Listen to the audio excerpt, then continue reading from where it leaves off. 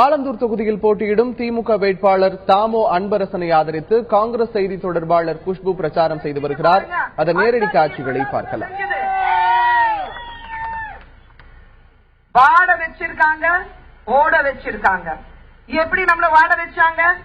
ஆட்சிக்கு வந்ததும் பஸ் கட்டணத்தை ஏத்துனாங்க, ஈபி அதுவும் ஏத்துட்டாங்க, பாலு கரெக்ட் பாலை ஏத்துட்டாங்க.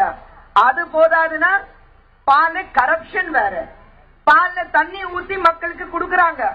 கரப்ஷனுக்கு அப்புறம் அம்மையார் ஜெயலலிதா அவர்கள் ஊழல் பத்தி பேசுறாங்க.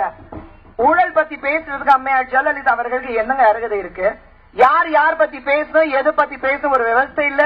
மேடைக்கு ஏறணும்னு நான் ஊழல் பத்தி பேசுவேன், திமுக காங்கிரஸ் கூட்டணி ஊழல் மட்டும்தான். அப்ப அம்மையார் ஜெயலலிதா அவர்கள் போன வருடம் நீங்க ஜெயிலுக்கு போயிட்டு வந்தீங்க, அது என்னங்க?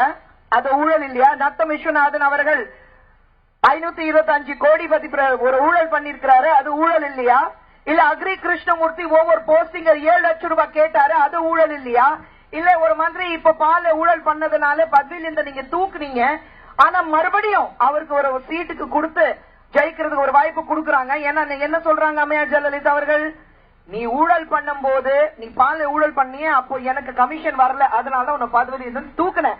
இப்போ உனக்கு ஒரு வாய்ப்பு தரேன், நீ மறுபடியும் ஜெயிச்சிட்டுனா ஊழல் பண்ணி அந்த கமிஷன் நேரா கோயில் கார்டனுக்கு சேரணுங்கிறதுக்காக மறுபடியும் ஒரு சீட் கொடுத்திருக்காங்க. மக்களை வாட வச்சாங்கன்னா ஓட வச்சது எப்படி? டிசம்பர்ல வெள்ளம் வரும்போது என்னால் தான் நம்மளால சேர்க்க முடியுமோ குழந்தைங்க குட்டிங்க பொண்டாட்டி எல்லாம் தூக்கிட்டு மக்கள் ஓடுனாங்க, அதுதான் ஓட வச்சது. இன்னைக்கு தண்ணியே இல்ல, தாய்மார்கள் ஒவ்வொரு இடத்துல குடம் தூக்கிட்டு ஓடுறாங்க, எங்கேயாவது குடிக்கிறதுக்கு தண்ணி கிடைக்குமாங்க? ஏன்னா நீங்க ஒரு கண அளவுக்கு நீங்க ஒரு 1 லட்சம் கண அளவுக்கு நீங்க செம்பரம்பாக்கம்ல தண்ணி திறந்து விட்டீங்கன்னா குடிக்கிறதுக்கு தண்ணி எங்கிருந்து இருக்கும் தமிழ்நாட்டுல? அது இந்த பகுதியில வாழ்ற மக்களுக்கு எங்கிருந்து வரும்? டைரக்ட் அங்க செம்பரம்பாக்கம் இந்த பக்கம் தானே வரும், தண்ணி இல்ல. இன்னைக்கு நீங்க ஊழல் பத்தி பேசிட்டு இருக்கீங்க, மக்களுக்கு நான் தான் தவ வாழ்க்கை வாழ்ந்துட்டு இருக்கேன் நான் சொல்லிருக்கீங்க. தவ வாழ்க்கைனா எம்ஐஆர் ஜெயலலிதா அவர்கள் அவங்க பாக்கெட்ல இருந்து ஒரு துரு கூட இது வரைக்கும் மக்களுக்கு கொடுத்திருக்காங்களா? ஏன் மக்களுக்கு செய்யணும்னா கட்சி சார்பாக ஏதாவது பண்ணிருக்கீங்களா? கிடையாது. தமிழக அரசாங்கம் சார்பாக 500 கோடி மக்களுக்கு நான் கொடுத்திருக்கேன்.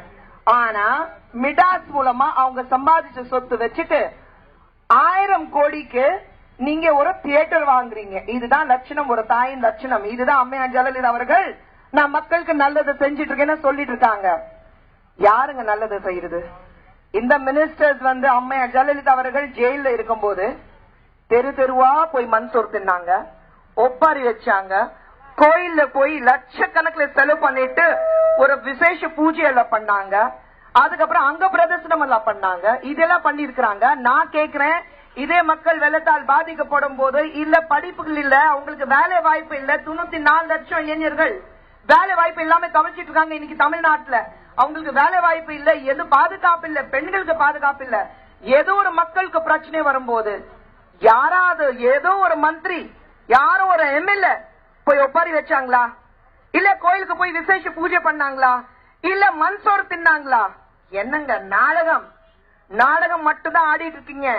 ஆனா மக்களை நீங்க தயாராக இருக்கீங்க, ஒரு மாற்றத்துக்காக தயாரா இருக்கீங்கன்னு எனக்கு தெரியும்.